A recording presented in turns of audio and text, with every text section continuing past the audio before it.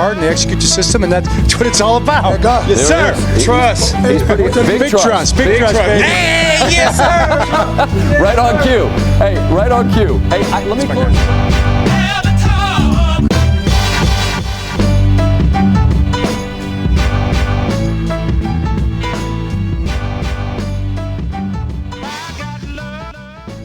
We are back. It's episode 2 of the Jumbo Set. The big boys are back in town yet again. My name is Jake Luke. I'm joined by Spencer Nathaniel Schultz, drinking a little coffee here on a rainy day in the Mid-Atlantic, a rainy Thursday. How's it going?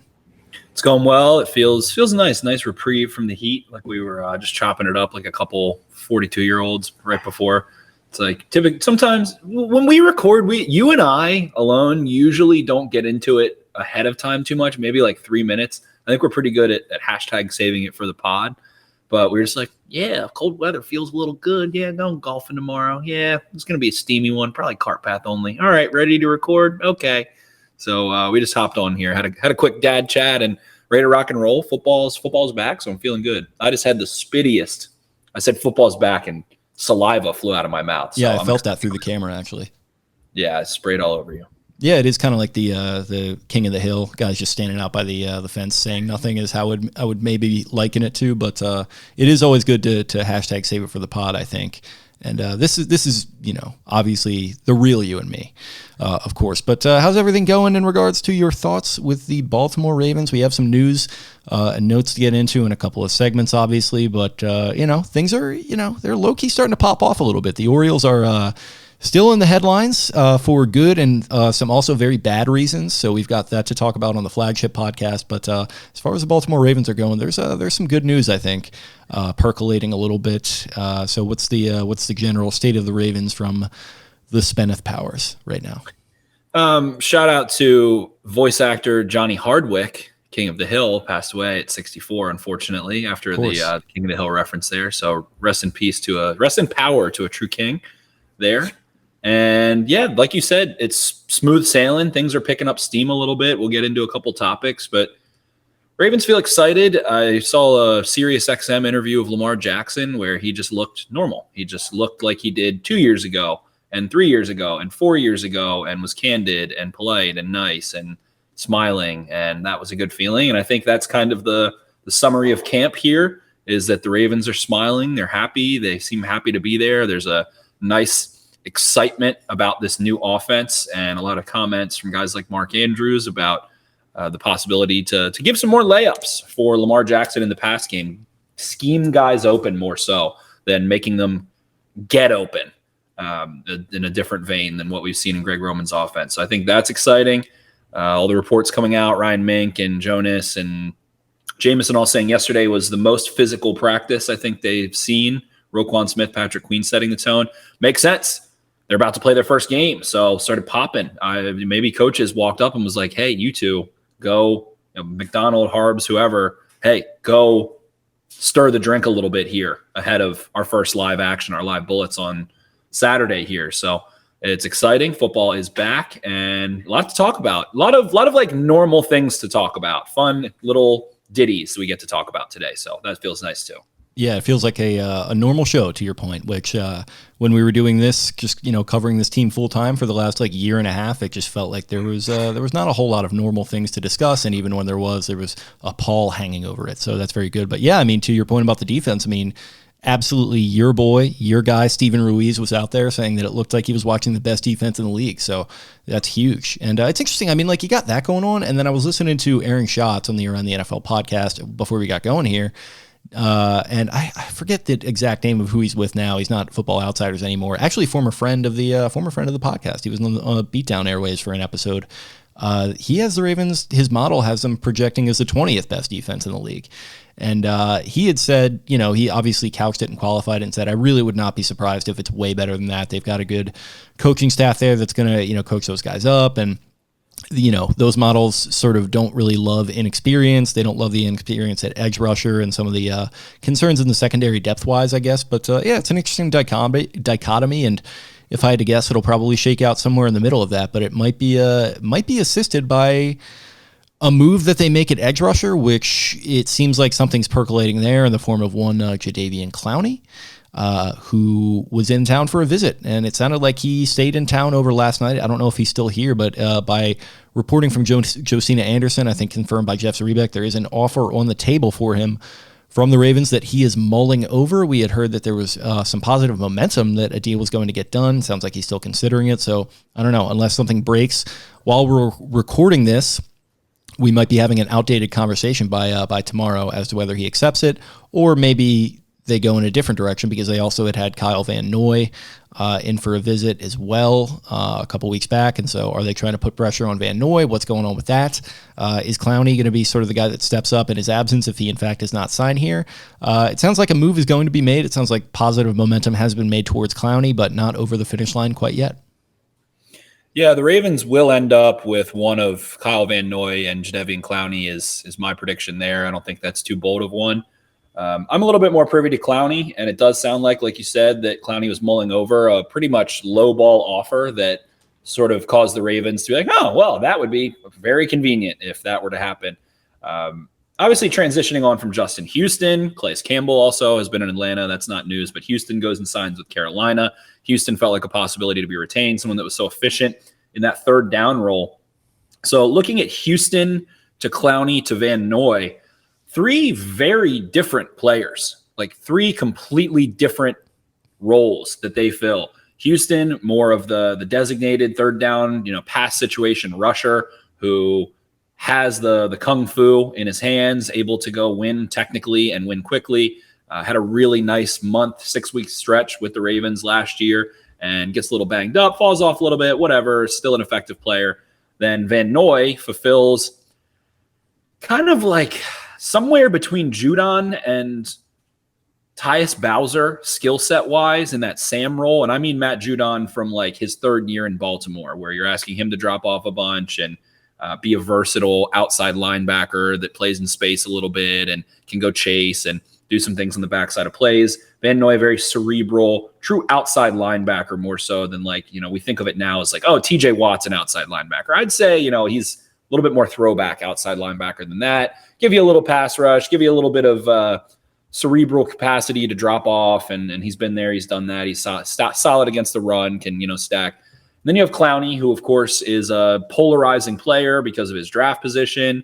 He was the number 1 overall pick. He is someone who had a pretty revolutionary knee procedure back in the day that caused him to be volatile, misses his rookie year. He ends up missing time here and there. He's a super explosive athlete. It's kind of like what, Chase Young has looked like. Shout out to the Johnny Football doc. I actually watched that yesterday after we talked about it. First overall pick that year. Exactly. And to me, Clowney has the name recognition, but he doesn't have the production that matches being the first overall pick. Everyone knows who Clowney is, but not really for any particular reason. Was really good on the Texans, had some splash plays on the Seahawks, gets injured a ton. So I think he has that reputation. But if you go look at what Clowney's been able to do the last couple of years, he's a solid run defender, first and foremost, I think, and a splash kind of I was going to say playmaker, but more of a splash contributor as a pass rusher. He can disengage and he'll slingshot himself into a sack every couple games, and he's disruptive more so than he is, a regular sack artist or anything like that. Last year, I think he played, missed a couple games towards the beginning of the year, like week 3, week 4. Something like that. Finishes the year strongly. There's a certain Titans fan who's just in our group chat. He's slinging all sorts of mud, and it's just like, come on, man, what are we doing here? Yeah, and Eric's telling us that Clowney is some type of way, as if we don't know. He's been playing on the Browns the last 2 years. 2 years ago, PFF credits him with 4 multi-sack performances. That includes half sacks. They gave him 11 sacks on the year. I like the way PFF does that. Really stout performance against the run. The Browns kind of just floundered last year. Last year was like a nothing burger year for the Browns. Watson suspended, Brissett filling in. They're just trying to. I don't think they expected it to really be anything, and they probably overperformed a little bit when you consider what Brissett was giving them. And yeah, for Clowney, it kind of sounds like you're describing, and from the play style too. I think this could be maybe a Pernell McPhee type deal, where he comes in and brings that kind of impact. Exactly. I'd say a little tiny bit more juice than McPhee had when he re-entered with the Ravens a few years ago. I was thinking like prime, more, not quite prime McPhee, but like close to prime McPhee, where he's rushing from the inside and like doing different stuff. Definitely. And Clowney made comments years ago that it wasn't about the Ravens or anything, but he was interviewed and basically got into the fact that he wanted to go somewhere after Houston that would allow him to just put his hand in the dirt, go rush, go be more of that, defensive end type. And got a little bit of that in Seattle, has some time off and misses some games, things like that. I follow this one trainer. Obviously, you guys know I'm crazy with workouts and trainers and stuff like that. But Joel Seedman, a guy that is Didn't they used to call you the Seed Man? Oh, yeah. I was spitting seeds left and right, baby. Right.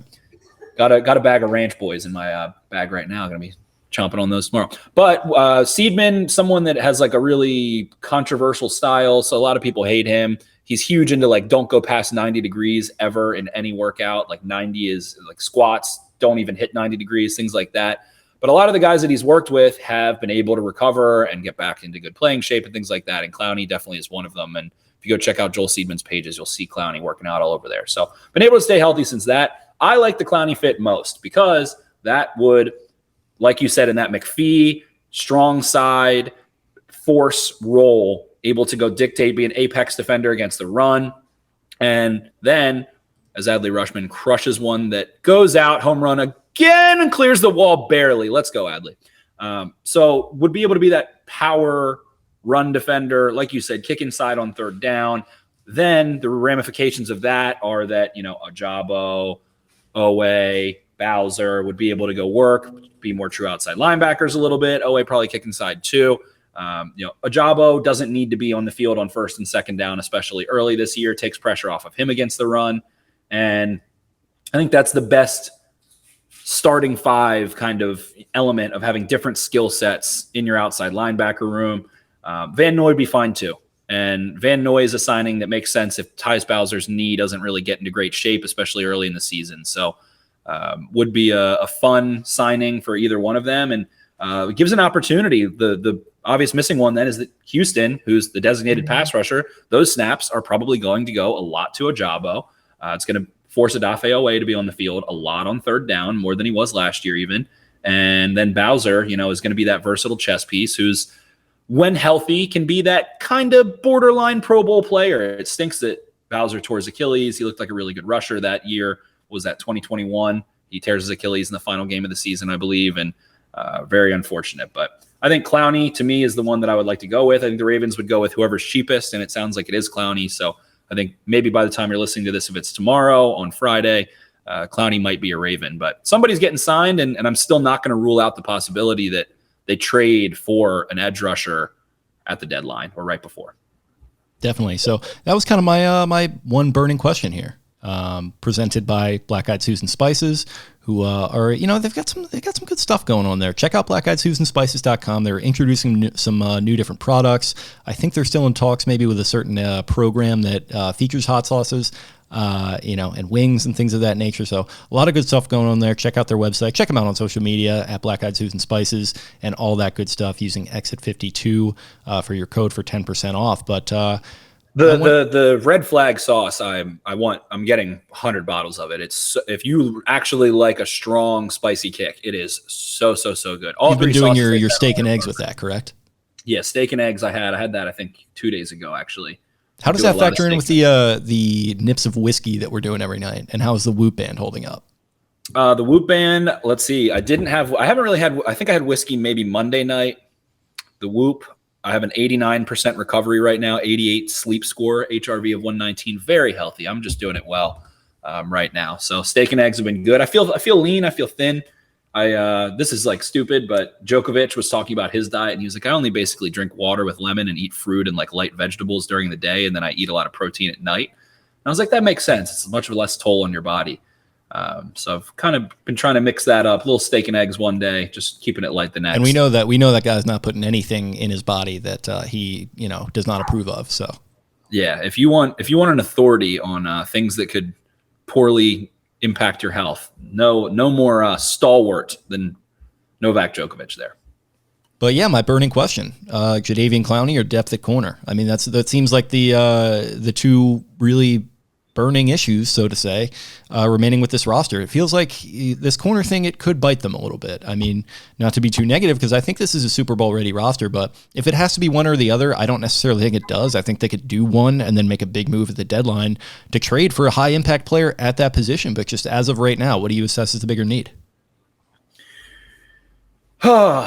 It's tough. I think the way I'll posture this is having corner depth allows you to make the postseason.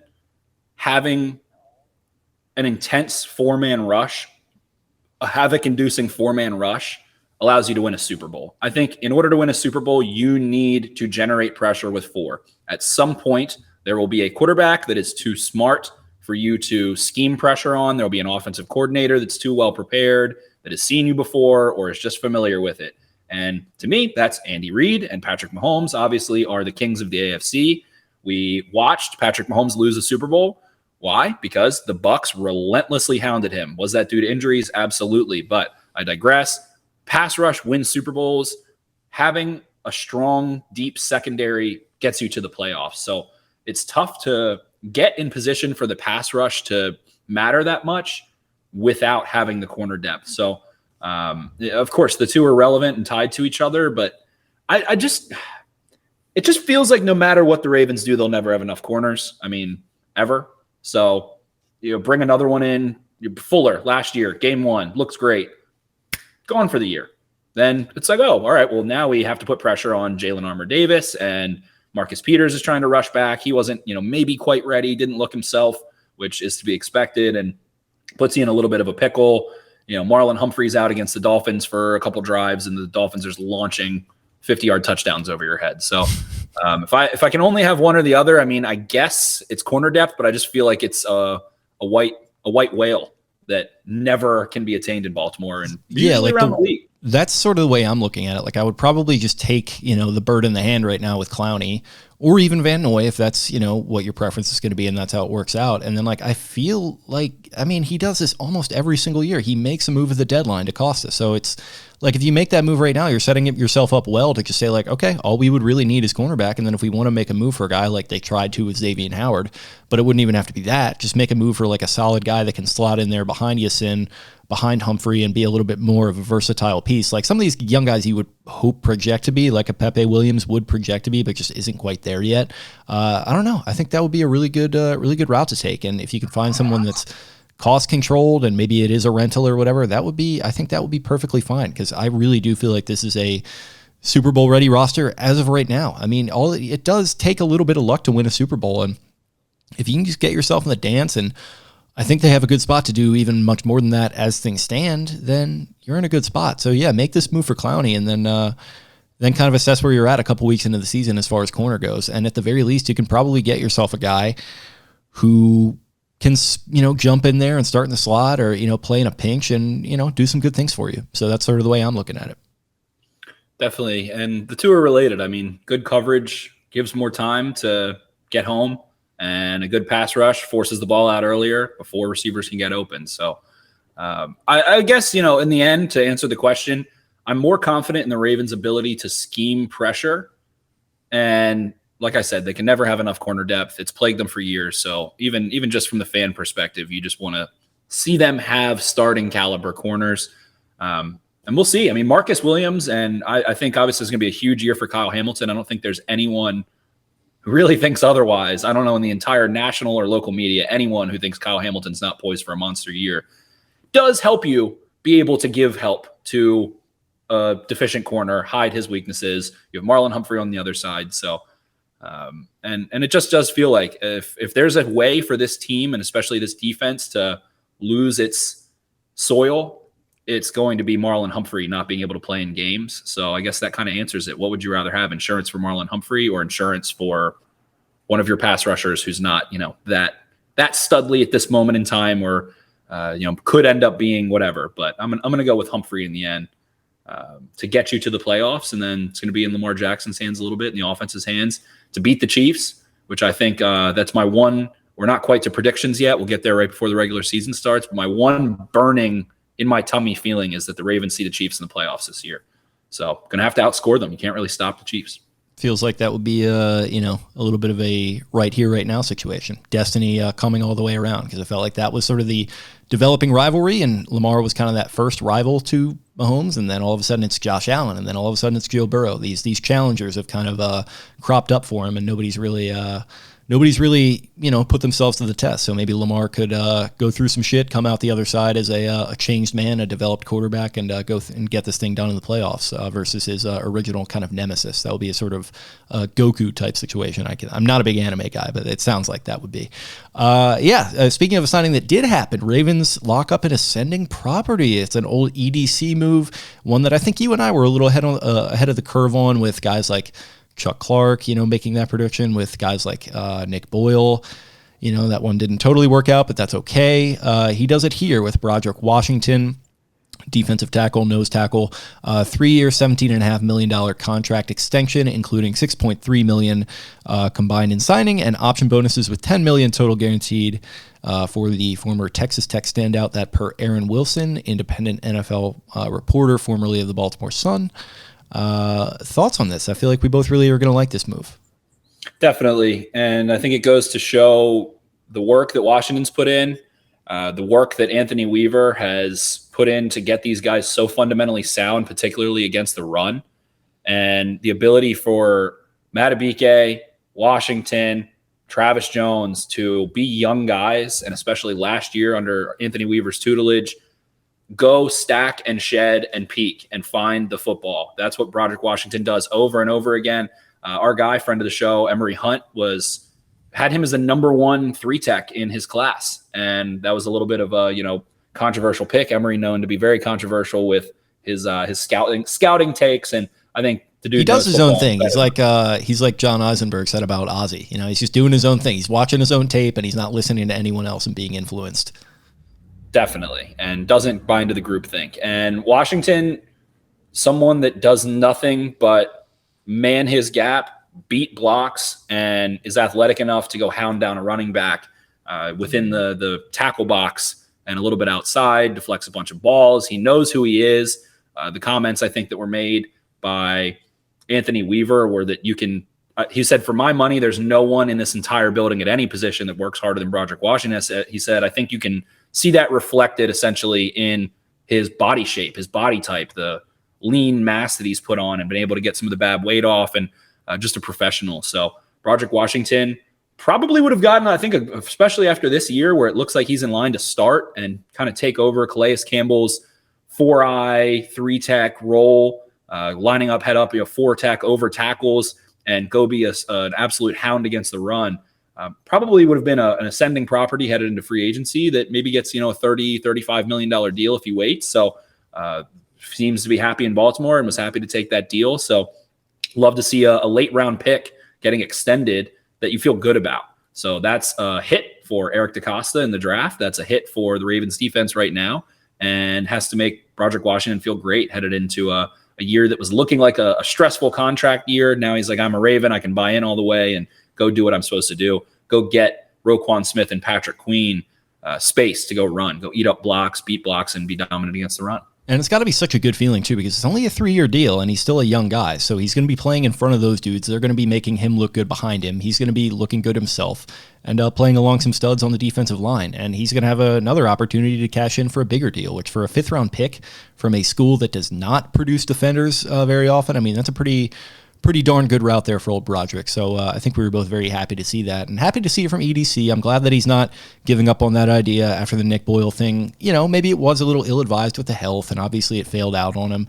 But, that one didn't work out, but one that did work out was Chuck Clark, who, gave you a lot of really good, solid years as a safety on that back end, was a good team leader, and you rewarded one of your guys, and then you get a draft pick for him at the very end of it, after drafting a guy who is much more high upside and was worth the pick. But yeah, it's just kind of like continuing to churn through a farm system a little bit, and just kind of keeping the pond stocked, and just doing right by your people. I think that is important, as we've seen with certain ownership groups on the other side of the Camden Crossing, as it's going to be named.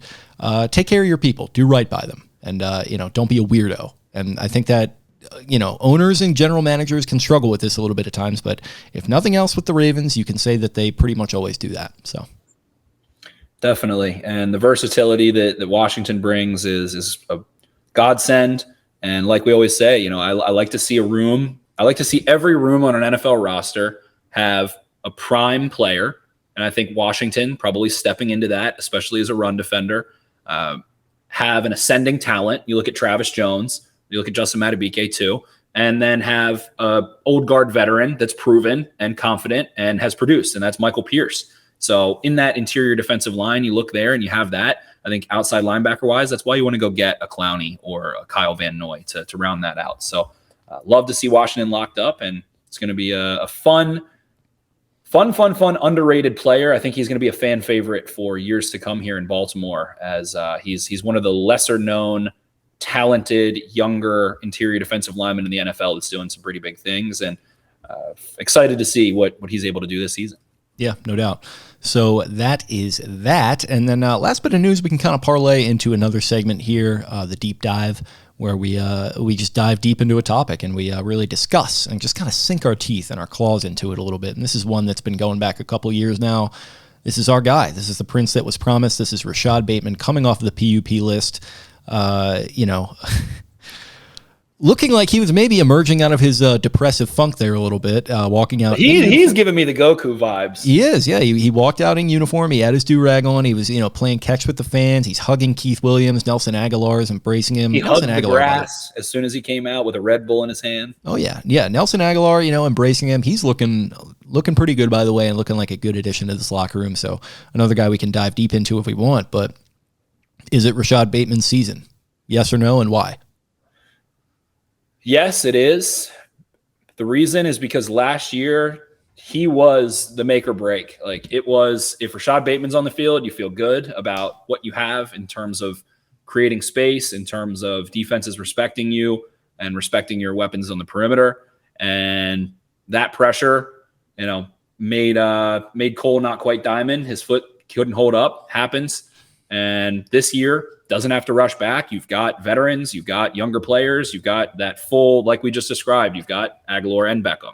You've got Bateman, who should be rounding into that prime role. Duvernay, who is, maybe not quite as impactful, but it is established in Baltimore. And then you've got Zay Flowers, who's the young ascending talent, the next in line. So Bateman isn't needed.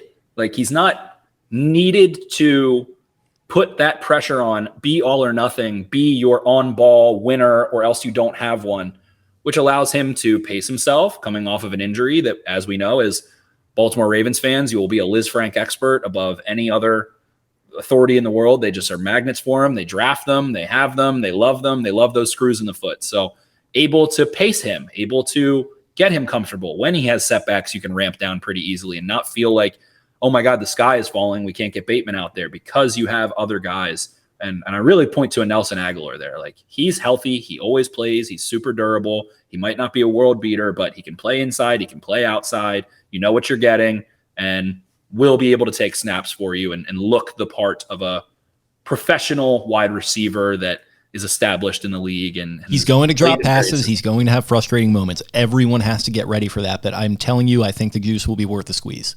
Definitely. And he's going to take the pressure off, in addition to having Beckham, in addition to having Duvernay, who can take snaps for you, and Zay Flowers, the toy. So Bateman should really be able to pace himself, and I think that's going to lead him to ramp up and be a force later in the season. I think at this point, that's probably the intention for him and what the Ravens have planned for him. It's like, look, we don't need you in September and October to be taking 70% of snaps or 60% of snaps and being our number one targeted guy. We would love for you to build back up and finish a season strong. That has to be the goal for Bateman. That has to be the goal for the Ravens, for the training staff, for the coaching staff. Let's have him peak into the playoffs. That is what you want from Rashod Bateman. I think it's time. And for a guy that's had a really frustrating start to his career, has been vocal about those frustrations, this can be that reprieve. You can see, back on the field, looks like that means that his reaction, his body language as he walks back out, it's like, this whole foot saga is good to go for the most part. I'm sure it'll stay with him. We know how that goes. Shout out to our boy Jimmy Smith. Jake and I actually had a run in a couple weeks ago with Jimmy out at Fells Point. Had a crazy 20-minute Jimmy Smith sash out in Fells Point. I think we were talking about this. I think he liked us more than we liked him. It's not that we didn't like him. I just think he loved us. Yeah, we were having a good old time at a Waterfront Hotel. But with that, Bateman, it is Rashod Bateman season because the pressure is not on him to be the all or nothing, the make or break. It'll be you are a luxury that will become a necessity later in the year and should feel good, should be able to focus on staying healthy, focus on taking care of his body, focus on, balancing, getting the work in versus taking care of his body. So I am higher on Rashod Bateman than anyone else in the world. I will always remain that way. We've seen when he's healthy, what he can do. And it's not like he's coming off of some, debilitating knee injury that changes, your structure of your life. The foot is nothing to sneeze at, but should be able to ramp back up. We saw Hollywood able to become a super impactful receiver again after dealing with his foot on and off for really still dealing with it probably, but that nagging injury as opposed to that, Achilles or that ACL. So Bateman should be a pleasure in Todd Monken's offense, working vertically, working on the outside. I think probably a little more so than on the inside. And I'm fired up. So hopefully he's ready to go week 1. And this receiver rotation should be a fun thing when you even just, again, think about Isaiah Likely, what he was able to do once he was comfortable last year, and Mark Andrews, who can lead the way, has those big targets on the inside and bully their way to some openings for Lamar Jackson to push the ball to the perimeter. Yeah, no. So I think 11 personnel, he's going to have a chance to really sort of stand out. He's going to have guys of different, body and receiving types in him. If you're going to have Zay Flowers in the slot, if you're going to have Beckham on one side, that's really going to take pressure off. And then if you want to get him involved into 12 and have some of these tight ends take pressure off him as well, he can be kind of that boundary guy that we've seen him succeed at, shaking guys, coming back to the ball. It's just very, very exciting. I saw a clip, I forget exactly what he said, but Trevor Sycamore was just all jacked up about him on Good Morning Football today. That got me really fired up. And I don't know, man, just seems like on a granular level, he seems like a good dude who's, been through a lot of shit in his personal life before Minnesota, gets to Minnesota, balls out, never gets hurt, then he gets to the NFL, and you're going to be a pro, and you think everything's going to be great, but you get some shit in your life, and you get some professional struggles, and things can feel like they're never going to get better, but he's got a grand opportunity in front of him right now to work with Monken, who seems like he's got all the positive vibes, going and flowing, and Keith Williams I'm really glad that he's here and that he stayed here, because that felt like it was just kind of an experiment when it first started. Seems like he's really putting some roots down here. He's appearing in these team videos. Seems like a very well-liked guy, a family-oriented guy, and it seems like that translates over well to this wide receiver room, who all seem like they're kind of a bunch of young dudes that are looking up to the elder statesman, funny enough, that is Odell Beckham now. I mean, talk about that 2014 draft. That guy came out of nowhere as a young dude at LSU and was just took the world by storm, and now he is the leader of this group, and it seems like they're all taking their cues from him, and that's nothing but a good thing. Most definitely, and you mentioned Sycamore's comments. I'm going to see if I can buzz them on real quick. And I love Trevor Sycamore. I think he's one of the best. Yeah, I feel like we could very easily get him on this program too. We have a very close connection, so definitely. And this should be coming through. Not hearing anything. Oh, well, there's dead air for you. Let me. I'll see if I can do it. I've got the connection here. Let's see. There we go. So yeah, love Trevor Sycamore. One of the best in the business. Rashod Bateman's about to go crazy this year. The last time I saw him fully healthy here. So, are you not hearing that? Nope. This is how the sausage is made, folks. This is how the true magic is made. All right, here we go. I think Rashod Bateman's about to go crazy this year. The last time I saw him fully healthy was that junior season at Minnesota, and he graded out in our system as an elite receiver. The following year was the COVID-shortened season. His first year in the NFL, he had that groin injury that he was dealing with, and then last year he had the foot injury. We saw him get activated from the PUP list, and even in just the small little training camp clips that we've already seen, he looks confident, he looks explosive, and he looks as healthy as he has been over the last 3 years. And so I really think that a fully healthy season from Rashod Bateman, we are once again going to get elite level production from this dude. I can't wait for it. He's so talented. I need him to stay fully healthy because he's going to put on a show in Baltimore. Yeah, so the main takeaways from that, he's talking about confidence, he's talking about full health, and he's talking about elite level production, which I think is an interesting way to look at it. I'm not sure if we are going to see elite level production, because there's just a lot of balls to go around in this offense, not only in the wide receiver room, but you've got an elite tight end, you've got an ascending young tight end who looked like he is, capable of starting in this league last season. You got a running game that I think is going to be just as strong with or without J.K. Dobbins, who's another kind of storyline to track here, holding in, which apparently is going to be coming to an end, I think I saw somewhere at some point soon, God willing.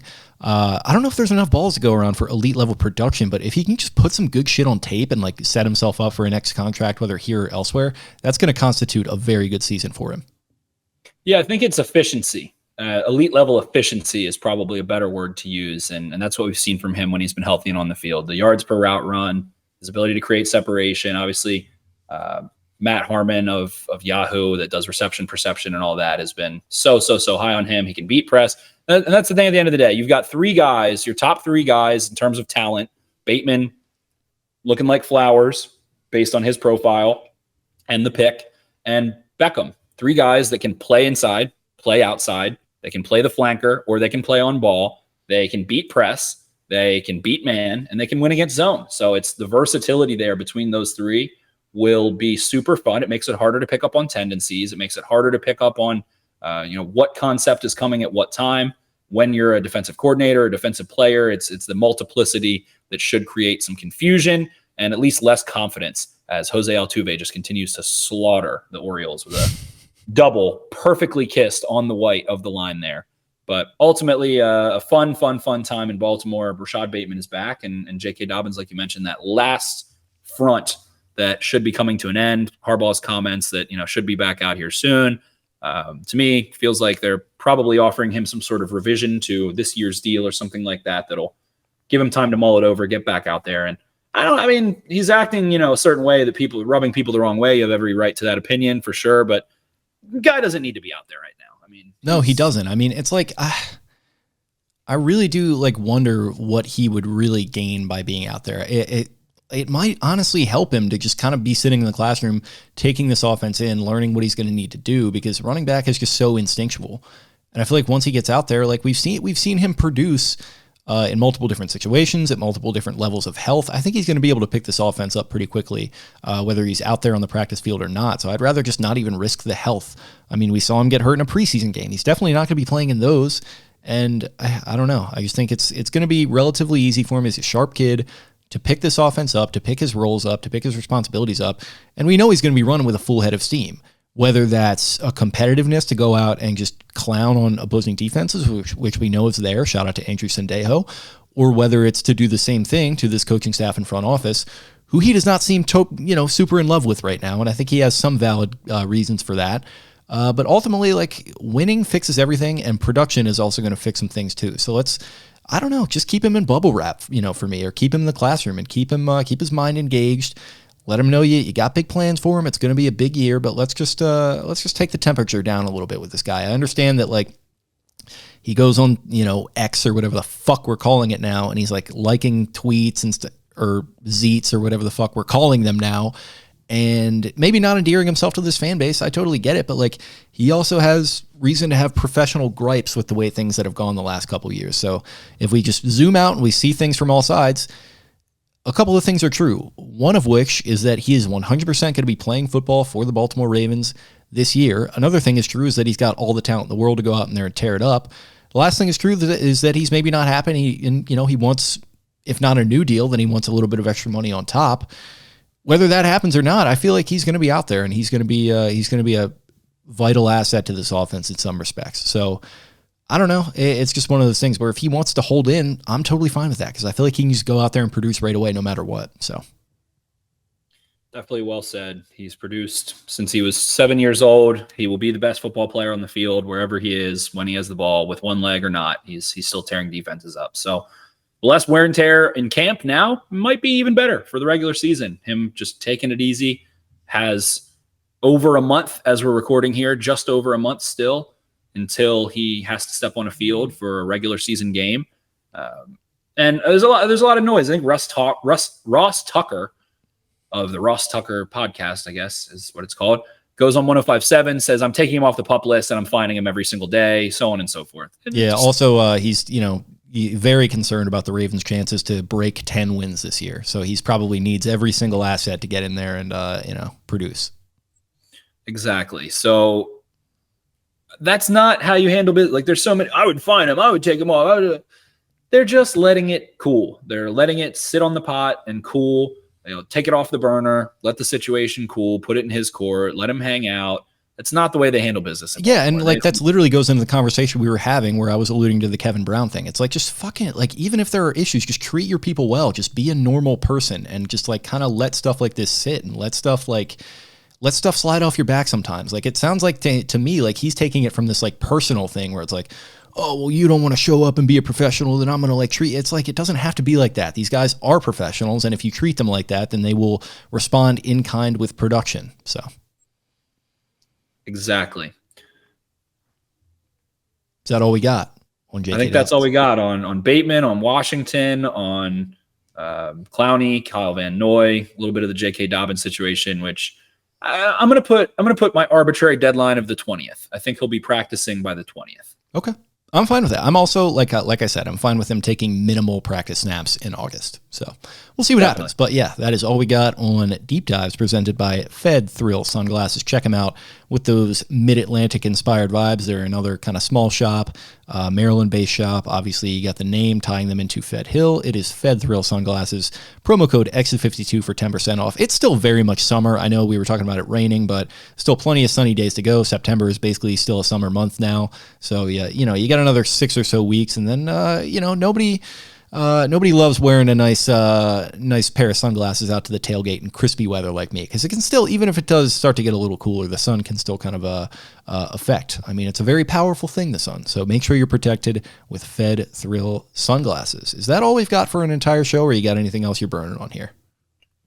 Just the Ravens ready to kick off their first preseason game this Saturday against the Eagles, and going to be a fun local match here.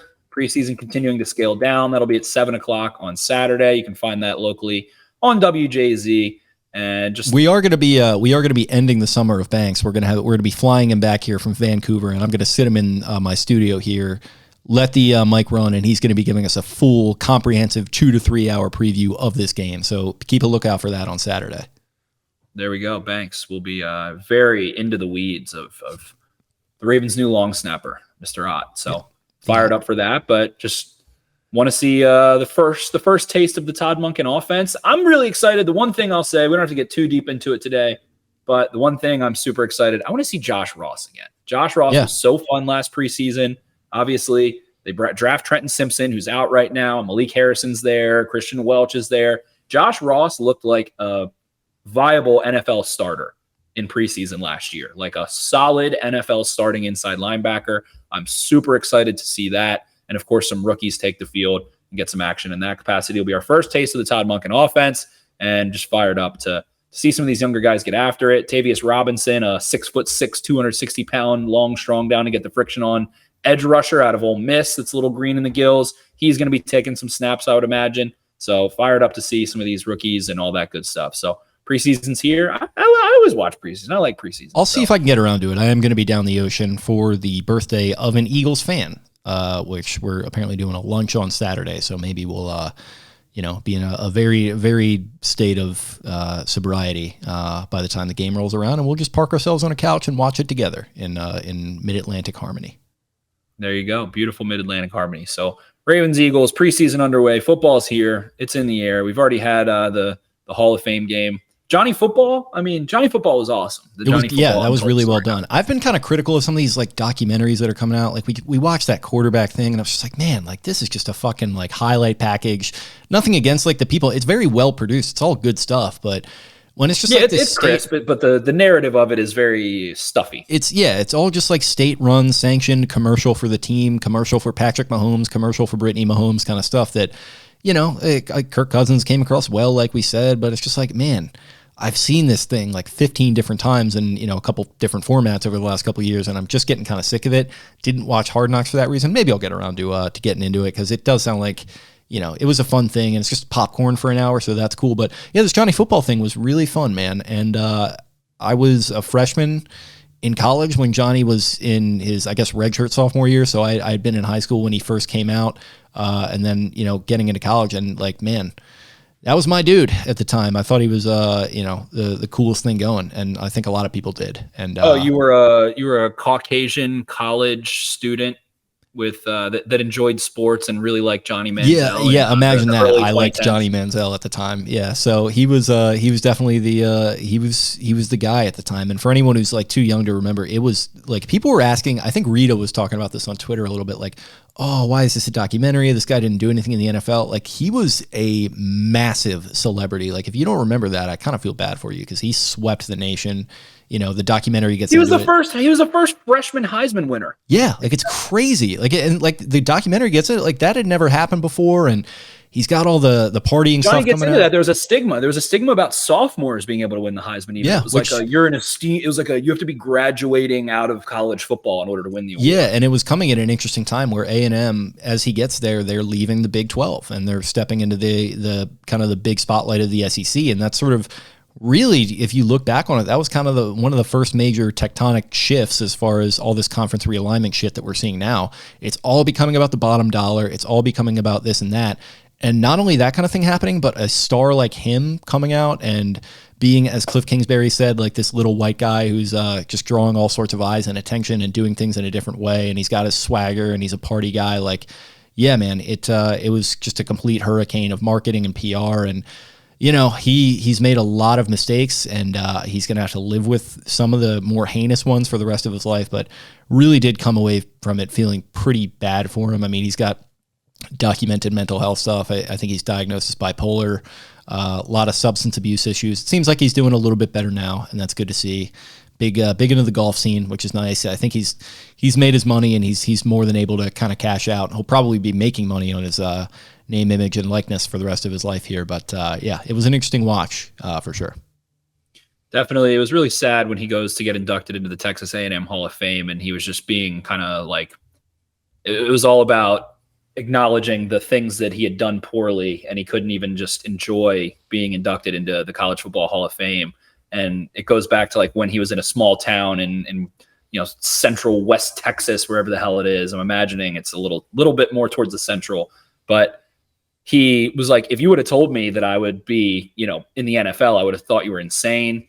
And then it really just gets into the fact that he was the straw that broke the camel's back of him not being able to capitalize. The craziest part of it was to me that Texas A&M, which has the oil barons of oil barons, went to Texas A&M. They have Boku bucks. They're richer than Texas. They have the biggest boosters possible, weren't fully engaged. Football team wasn't that great ever, really. Going into the SEC, it was like, okay, we're going to be the 7th best team in the SEC probably. And instead, Johnny Football wins the Heisman as a freshman. The donations from boosters went from $400 million to $800 million in one season because of Johnny Football. He made the school $400 million essentially from boosters, then can't get, $100,000 off of his own likeness and his own autograph, his own signature. He couldn't make money off of. So some of the hijinks he got into to enable that and everything. Shout out to Uncle Nate. His uncle, exactly, the legend. And not actually his uncle. He called him his uncle for reasons that escape me, but. Yeah. And then his grandfather was like able to redirect cash so that he could have it in a bank account and all this stuff, all these hijinks he had to go through just to be able to make money off his own signature as Texas A&M builds a new stadium off of his back. And the whole mentality of college football back then, oh, you're getting an education, son. Like, oh, you're getting a 50 times overpriced education, but as we make $1 billion off of you. So the NIL today, like he walked so that guys like Bryce Young recently in Alabama, have been able to run and make money off their likeness, make millions of dollars. And Bryce Young, who had to fucking drive DoorDash when he first started out at Alabama. It's insane. Exactly. So, these kids in any other sport at that point in baseball, in basketball, are making millions of dollars by the time they're 19, if they're that level of talent and achieving that level of success. Whether that's a good thing in your eyes, and that's what's interesting. Now we're seeing, like you mentioned, that was the beginning of the shift, and now we're seeing this conference realignment and the sort of sterilization of these long-term rivalries and conferences as they shift into a more professional system and entire world is shifting. Some people hate that, and I get it. You want it to remain the same schools that had a rivalry for 70 years, but it just grew too out of control. The capitalistic nature of college football and of sports has gotten too big, and to have guys go tear their knee twice, not be able to play in the pro. I mean, even Johnny, the crazy part was he ends up getting drafted through, shouldn't have been picked in the first round, ends up, basically jiving and shucking the Browns into picking him in the 20s. Yeah, I mean, Eric Burkhart, like, what a fucking soldier that guy is. I mean, I've got some opinions on him. I think he's one of the more interesting sort of outspoken, like, bro-y agents. And, like, I don't think he's, like, a bad guy, but he's a little bit of a used car salesman, and he fucking had to work some real magic. Like, he was up against it to make sure that Manziel was in that first round draft range, because if some of the shit that he was doing that draft process got out, like, it never would have happened. Definitely. And then it accurately represented, for those that maybe don't watch football or understand football's, monetary structure, but it's like Johnny, after his freshman year, might have been able to be like a top 10 pick or a number 1 overall pick. Then he might not be a first round pick. That's a difference of like $30 million, to which many people will probably say, oh, he got $8 million signing bonus. That's not enough for him. It's like, for how much money he's generating, it makes no sense. If you're generating hundreds of millions and billions of dollars, you should be getting, 10% of that, like something along those lines at least. So it's just a whole shitstorm. And I think that they portrayed that aspect of it really well into Johnny being drafted 22nd and getting a fraction of what he had generated by that time already. So, that's why kids are getting paid now, because they can have a situation, even just injury related, that, look at Jalen Smith at Notre Dame. Like, he could have been making money at Notre Dame, massive, massive, massive name and a massive program, and ends up getting drafted in the second round instead, works his tail off to getting a big contract by the Cowboys. But, that very easily could have not happened. So these kids should be getting paid. They're not kids. They're legally men. So they should be getting paid. They are getting paid. They weren't even getting, at that point in time, they weren't even getting free meals. Like, they weren't even getting fucking breakfast, lunch, and dinner. Well, even if you're at, Alcorn State versus Alabama, it's like, how are you not feeding them? What are we doing here? Yeah, they're working. It's crazy. And it's like siding with the owners and siding with the universities. Like, I don't know. I get if you're a fan that you want what's best for the program overall. I totally understand that feeling, but I don't know. It never made sense. And hopefully they find a way to kind of regulated for both sides, because I definitely want players to start getting paid and getting paid what they're worth, but it's also the other side of it is fucking Saudi Arabia coming in and just stuffing everyone's, pockets at the top and destroying the middle class. You want to find that balance. So hopefully we'll get there. Unlikely, unfortunately, but hey, we'll fight the good fight. Yeah. Okay. So that was Talking Johnny Football. Go watch it if you haven't. Hopefully you turn this off if you hadn't, but those are good summary. We didn't get it. It's much of the social media talking points as most people. Yeah, it's an hour-long documentary on Netflix. Like, that is the perfect amount. Like, we're getting too crazy with, like, let's do an 8 fucking episode quarterback documentary and let's like have a full season of All or Nothing. It's like, give me a nice concise, like, deep dive into this thing and get some good interviews with people that were really involved. Don't just do a puff piece.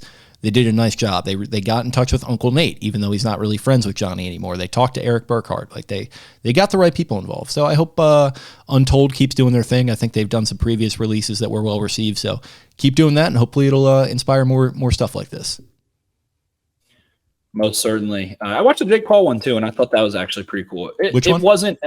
It's Untold Story, the same thing. And like you said, the quarterback one is like propaganda. The Jake Paul one was super interesting and I think insightful. And the Mike Tyson's like closing remarks to basically end it were nuts. So would recommend that one too. The Untold Story stuff, especially when they have kind of the bigger names on there, is fire. That crew and their willingness to get beyond that sort of propagandic. Yeah, I think Manti Te'o was their first big one, right? Yeah, and that one was really good too. So Untold Story is killing it. Any of those with big name sports guys has been pleasure to watch. Cool. All right. Well, that is a tight almost hour. Anything else before we close them out?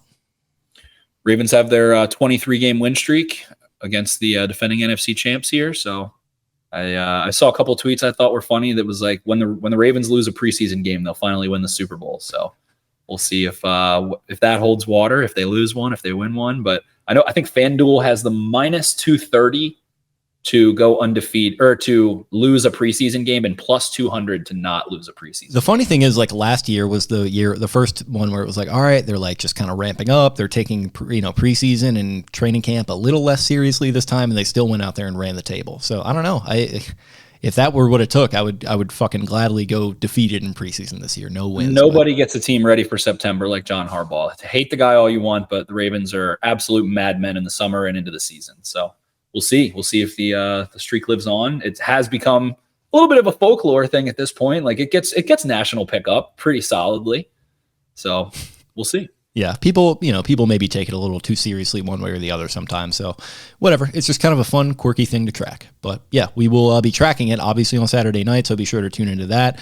Be sure to continue to tune into the Jumbo Set as we move forward. Hopefully get a little bit more regular with this. We're looking at it as kind of a once a week, maybe experimental thing, just doing deep dives. We'll leave the recaps to the flagship pod, some of the more general and interview stuff. And this will kind of just be me and you. And like I said, getting the other guys in the mix and just kind of riffing and ranting and having a good time. So it's been a fun first couple episodes. Hope you guys stay tuned in. Hope you tune in to the flagship pods as we continue here with this great Baltimore Orioles season and some of the not so great things that have happened recently. We'll be covering it all, and we will be covering the Ravens on the flagship pod as well with instant analysis and all that good stuff. So thank you for listening to the Jumbo Set, presented by the Exit 52 podcast, which is presented by Jimmy's Famous Seafood. Be sure to check them out. Go get yourself some crab cakes. It is still summer. Go crack some crabs out there. It's always a good time over at Jimmy's, and keep an eye out on their events tab for all the fun stuff that they always have going on. In the meantime, thank you guys for listening, and we will talk to you all later. See ya. Peace.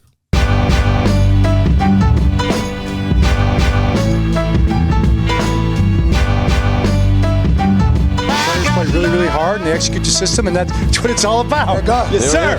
Trust. Big trust, baby. Hey, yes, sir. Right on cue. Hey, let me close.